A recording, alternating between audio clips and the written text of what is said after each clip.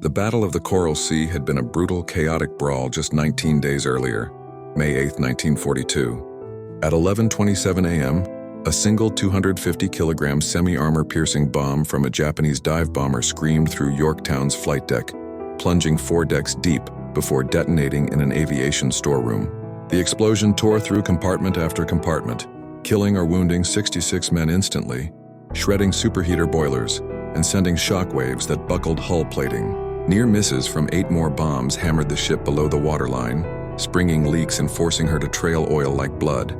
Captain Elliot Buckmaster, Yorktown's steady commander, refused to abandon her. Damage control parties, blackened, coughing, many already grieving lost shipmates, fought fires, shored bulkheads, and patched what they could while the carrier limped southeast at 20 knots. Rear Admiral Aubrey Fitch, aboard as task group commander, radioed ahead. Full repairs would take at least 90 days, maybe 3 months in a proper yard like Bremerton. The ship was crippled. The Japanese believed they'd sunk her. But during that 18-day voyage home, the crew never stopped. Engineers bled steam from surviving boilers. Welders worked in choking smoke to brace fractured frames. And the ship's own repair parties turned temporary fixes into something almost battle-ready. Buckmaster compiled exhaustive damage reports, sending them ahead by aircraft. When Yorktown finally nosed into Pearl Harbor on May 27th, 1 day early, preparations were already underway. Parts were stockpiled, crews stood ready. Nimitz didn't wait for the dock to fully drain. He waded in, boots sloshing, staring up at the ravaged hull alongside Yard Superintendent Captain Claude Gillette and hull expert Lieutenant Commander H.J. Pfingstag. The silence stretched. Then Nimitz spoke, voice low but iron hard. "We must have this ship back in 3 days." The men stared. 3 days? To patch a carrier the expert said needed weeks? Pfingstag swallowed. "Yes, sir." Over 1,400 shipyard workers, welders, riveters, machinists, electricians, swarmed aboard before the water was even gone. Floodlights snapped on, torches flared. The clang of hammers and hiss of welders filled the night. You can almost smell the acrid smoke, feel the heat of metal on skin, hear the urgent shouts cutting through the din. They had 72 hours. The Japanese were coming for Midway, and Yorktown had to be there. But could desperate men really turn a floating wreck into a weapon again in 3 impossible days? The shipyard became a living thing after Nimitz's order. Floodlights turned night into glaring day. Torches hissed blue-white against steel. The clang of pneumatic rivet guns and the roar of compressors drowned out the distant surf of Pearl Harbor. Over 1,400 men, many pulled from other jobs, some called back from leave, swarmed every level of the carrier like ants on a wounded giant. On the hangar deck, welders crouched inside the bomb crater, sparks showering like fireworks. The hole measured 25 feet across, edges curled inward like burned paper. They cut away twisted plating, welded in new beams, then laid steel patches over the gap. Temporary wooden beams shored up sagging decks while the permanent repairs raced forward. Electricians crawled through gutted wiring trunks, splicing cables blackened by fire. Machinists tore apart fractured superheater tubes and jury-rigged bypass lines so the boilers could still produce steam. Enough steam, they prayed, to reach 20 knots. Captain Buckmaster never left the ship. He moved from repair to repair, voice calm but eyes burning with the same urgency that drove the yard workers.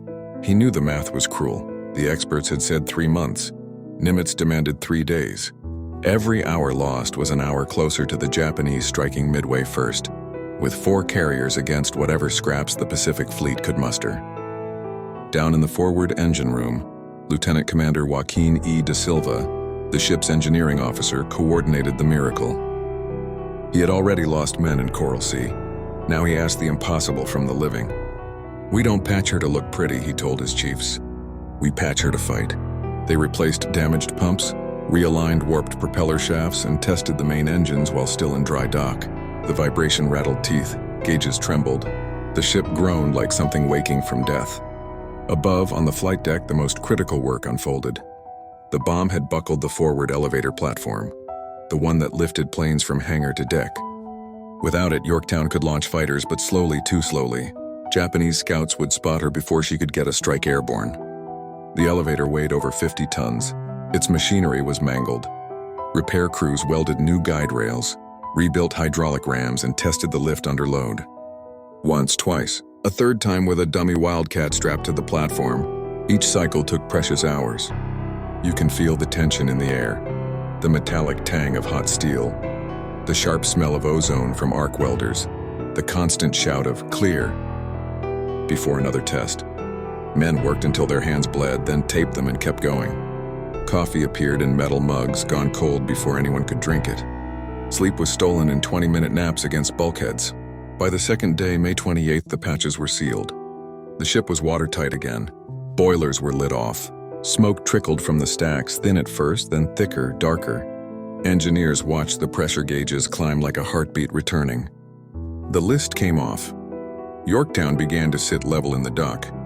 Nimitz returned at dusk, climbing the brow with quiet steps. He inspected the flight deck, ran his hand along fresh welds still warm to the touch. Buckmaster saluted. "She'll fight, Admiral." Nimitz nodded once, then get her underway. But even as the caissons opened and water rushed back in to float the carrier free, a new fear crept in. Intelligence intercepts confirmed the Japanese were already moving. 4 fleet carriers, battleships, cruisers, destroyers, bearing down on Midway Atoll. Nagumo's force believed Yorktown was at the bottom of the Coral Sea. If the Japanese discovered she was back in the fight, the trap might turn against the Americans. Would 3 days of miracles be enough to surprise the enemy, who thought they had already won? May 30, 1942, dawn Pearl Harbor. The last of the caissons flood open with a deep resonant boom. Water surges beneath USS Yorktown, lifting her free of the blocks that held her for 3 fevered days. She floats. List gone, scars patched, flight deck smooth under fresh gray paint that still smells faintly of primer. Smoke curls lazily from 4 stacks as the engineering plant comes alive. The vibration is steady, purposeful, a heartbeat restored. Captain Buckmaster stands on the bridge wing, cap low against the rising sun, watching the tugs nudge the carrier clear of the dock. The crew, many of them the same men who limped her home from the Coral Sea, line the rails in fresh dungarees. Their faces are drawn, eyes hollow from exhaustion, but there is something new in their posture, pride of defiance. They know what they've done is supposed to be impossible. No bands play, no crowds cheer. The harbor is quiet, almost reverent. Only the soft throb of engines and the slap of water against steel mark her departure. Yorktown slips past Ford Island, past the blackened ribs of Arizona still leaking oil, and heads for the open sea. Destination: a rendezvous point northeast of Midway Atoll. Speed 24 knots, more than the experts thought possible with patched boilers. Admiral Nimitz watches from the dock until the carrier is just a gray silhouette against the horizon. Then he turns to his chief of staff. Rear Admiral Frank Jack Fletcher will command the task force from Yorktown herself. Nimitz's order is simple. Hold Midway. Use every ship, use every plane, and pray the Japanese don't see her coming. Out in the vast Pacific, the Japanese combined fleet steams north under Vice Admiral Chuichi Nagumo. 4 fleet carriers, Akagi, Kaga, Hiryu, Soryu, form the heart of the strike force, screened by battleships, cruisers, and a screen of destroyers. Their pilots are confident. Coral Sea reports had them celebrating Yorktown's sinking. Intelligence estimates put the American carriers at 2, Enterprise and Hornet. Maybe 3 if Saratoga ever arrived from the West Coast. Nagumo's plan is elegant. Strike Midway, draw the American carriers out, destroy them in open battle, and secure the Central Pacific for the Empire. They have no idea the 3rd carrier is already racing toward them. On Yorktown's flight deck, the first aircraft begin to appear. Wildcat fighters, Dauntless dive bombers, Devastator torpedo planes, all freshly serviced, wings folded, ready. The air group is smaller than before Coral Sea. Many planes and pilots lost, but the men who remain are hardened. Lieutenant Commander Mervyn F. Trusweed Larson, the air group commander, briefs his pilots in the ready room. "We hit them hard and fast. No second chances." You can almost hear the low murmur of voices in the dim red light. Smell the coffee and tobacco. Feel the tension coiling tighter with every mile closer to the enemy. Meanwhile, Japanese search planes fan out at dawn on June 3rd, probing the ocean. One of them, a float plane from Cruiser Tone, spots something far to the northeast. A large group of ships, American, including a carrier. The report crackles over the radio to Nagumo's flagship Akagi. Nagumo reads the message, his staff stares. Impossible, Yorktown was sunk. The Americans have only 2 carriers left. He hesitates, then orders a second strike prepared. half his force armed for ships, half for Midway. The indecision is fatal, because at that very moment from the northeast, 3 American carriers, Enterprise, Hornet, and the ghost ship Yorktown, are already launching. The trap is about to spring. By nightfall, the list worsens. The fires are under control, but the ship is taking on water faster than the pumps can handle. Buckmaster gives the order to abandon ship. Destroyers come alongside. Men slide down ropes, jump into the sea, or pulled aboard. Hundreds are saved, but the ghost ship refuses to go quietly. June 6th dawn. The hulk of Yorktown still floats, blackened, listing, but unbroken. A salvage party returns. They believe she can be towed. Then at 500, the Japanese submarine I-168 fires 4 torpedoes.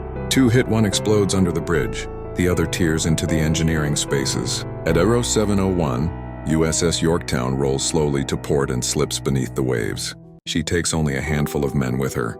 But in the 3 days before she ever reached the battle, in the impossible repairs that brought her back from the dead, in the strikes she launched that helped sink 4 Japanese fleet carriers, she had already won the war in the Pacific. The tide had turned. Midway was the beginning of the end for the Empire, and it all started with 3 frantic days in a dry dock, when desperate men refused to let a wounded carrier die. Thank you for watching. If you enjoyed this story, like, share, comment, subscribe for more epic war stories and history.